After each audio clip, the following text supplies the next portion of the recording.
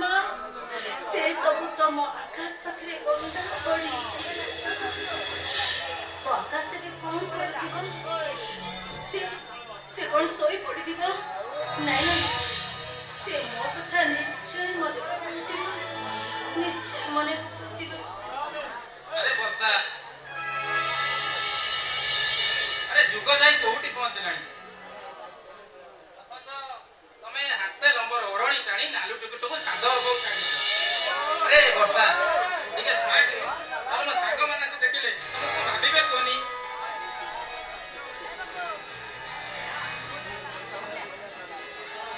Hello friends, how are you? अरे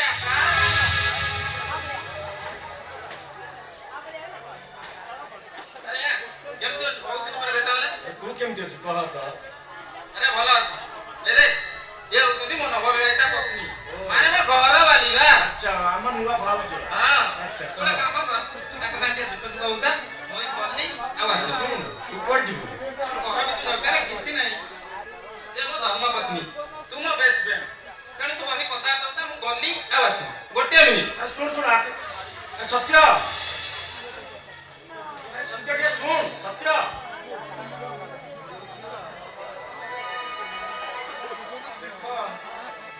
तमे मिति लाज करी चुपचाप हे छिड़ाले कोन चलिबो देखंतु मु अन्य केन नुहे सत्यर घनिष्ठ संग मते लाज कले कोन चलिबो अच्छा कहिलो अब टॉपिक ता किया आरंभ करियो तमे ना मु आगो तमे मु कहबी हां एतिकी कहबी तमे बड़े सौभाग्यवती भाउजो सत्य भली बड़े जुएल की मैरिज करिछो तुम सत्य भाउजो तमे बड़े सौभाग्यवती आ भाउजो मु तम पई सेमिति कि दामी उपहार आनिनी आनिस गोटे कलम हां जो कलम मो प्रेमिका को देइथान और सेई कलम रे मो प्रेमिका हम जीवनी कहानी लिखी मते सुनाई देइथान किंतु सेति सुजो मते जुटिलानी भाउजो और से हाथ छड़ी आउ कहार चली गला हां चली गले और सेइत पई ये कलम मु तुमको दउछ भाउजो आ तुम सत्य को लेखि सुनाई दे भाउजो तमे तुम जीवन कहानी नियो ए नियो भाउजो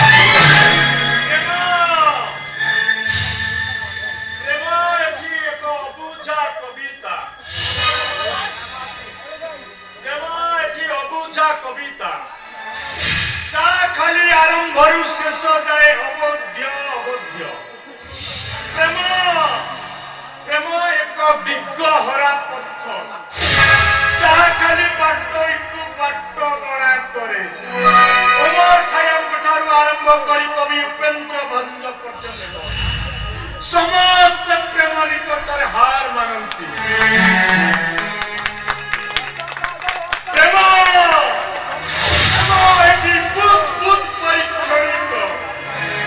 प्रेमिका अर्थरे बोमा सत ठारू छलना अधिक एटी विश्वास रे भरी दिए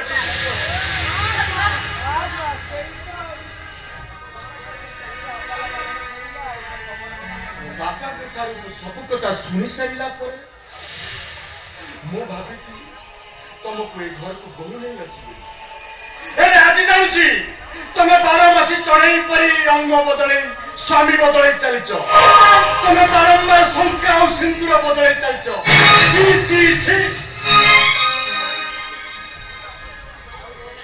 गोटे अभिनेत्र अभिनय करिबा परे शंका सिंदूरर माने किछि से बुझेला स्वामी शब्दर अर्थ कोन जानेला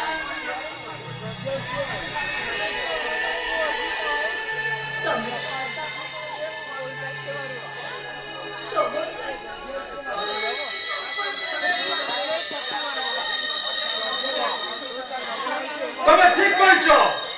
ତମ ଭଳି ଗୋଟିଏ ବେଶ୍ୟା ଯେ ଅନେକ ପୁରୁଷର ଶଯ୍ୟା ସଙ୍ଗିନୀ ସାଜି ପାରେ, ପୁରୁଷର ପୁରୁଷତ୍ୱକୁ ଚିହ୍ନି ପାରେନା। ତମେ ନାରୀ ନୁହେଁ, ତମେ ହଉଛ ଗୋଟିଏ ନର୍କ, ତମେ ହଉଛ ଗୋଟିଏ ବେଶ୍ୟା। କାହିଁକି ମୁଁ ତମକୁ ଆଜି ଚିହ୍ନି ପାରୁନି? କାହିଁକି ମୁଁ ଆଜି ଗୋଟେ ଅଭିନେତ୍ରୀ ବେଶ୍ୟା ସାଜି ଯାଇଛି? ତମେ କେବେ ସେଇଟା ବୁଝିବାକୁ ଚେଷ୍ଟା କରିଛ? କିଛି ବୁଝିବା ଦରକାର ନାହିଁ। ତମେ ସିନା ମୋର ସର୍ବନାଶ କରିଛ, ହେଲେ ମୋ ସାଙ୍ଗ ସତ୍ୟ ମୁଁ ତମର କେବେ ସର୍ବନାଶ କରିବାକୁ ଦେବି। ସତ୍ୟ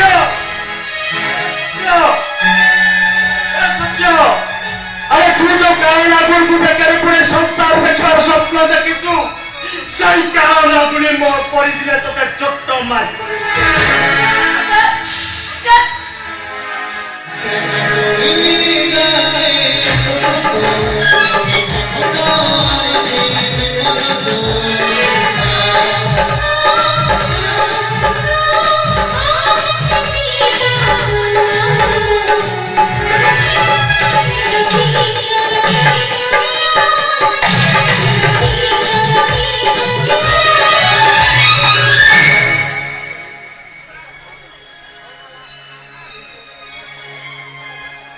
ତମେ ଠିକ କରୁଛ ଆକାଶ। ମୁଁ ଗୋଟେ କାଳ ନାଗୁଣୀ, ମୁଁ ତମକୁ ଚୋଟ ମାରିଛି। ସେ ସଫା ସିନ୍ଦୁର ନାରୀର ସର୍ବସ୍ୱ, ଆଉ ସେଇ ଶଙ୍ଖା ସିନ୍ଦୁର ପାଇଁ ଗୋଟେ ଝିଅ ଭଗବାନଙ୍କୁ ସବୁବେଳେ ଡାକିଥାଏ ସ୍ୱର୍ଗକୁ ଯିବା ପାଇଁ। ହେଲେ ମୁଁ ଏମିତି ଗୋଟେ ନାରୀ ଶଙ୍ଖା ସିନ୍ଦୁରକୁ ନେଇ ଖେଳ ଖେଳୁଛି। ଥରେ ଖେଳି ସାରିବା ପରେ ପୁଣି ଆଉ ଥରେ ଖେଳ ଖେଳିବାକୁ ବସିଛି।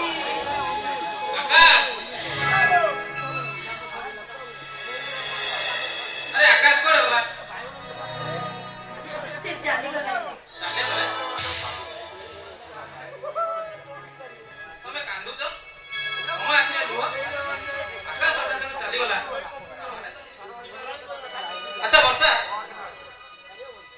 ତମେ କଣ ଆଗରୁ ଆକାଶକୁ ଜାଣିଛ? ନାଇଁ, ମୁଁ ତାକୁ ଜାଣିନି। ତାହେଲେ ଆକାଶ ମତେ ଭେଟ ନକରି ଚାଲିଗଲା କେମିତି? ମାନେ ତମେ କିଛି ବୁଝିପାରୁନି। ଆଉ ତମେ ଏମିତି କାନ୍ଦିବାର ମାନେ କଣ? କାନ୍ଦୁଛି କାଇଁ? ନାଇଁ ତ। ମିଛ ନ କହି ସତ କହିବାକୁ ଚେଷ୍ଟା କର ବର୍ଷା। ସେଥିରେ ତମ ଦୁଇ ଜଣଙ୍କର ମଙ୍ଗଳ ହବ। କୁହ ବର୍ଷା, ତମେ କଣ ଆକାଶକୁ ଜାଣିନ? ସତ କୁହ ବର୍ଷା, ତମର ଆକାଶ ସହିତ ସମ୍ପର୍କ ନାହିଁ? ଜବାବ ଦିଅ ବର୍ଷା, ତମେ କଣ ଆକାଶକୁ ଜାଣିଛ?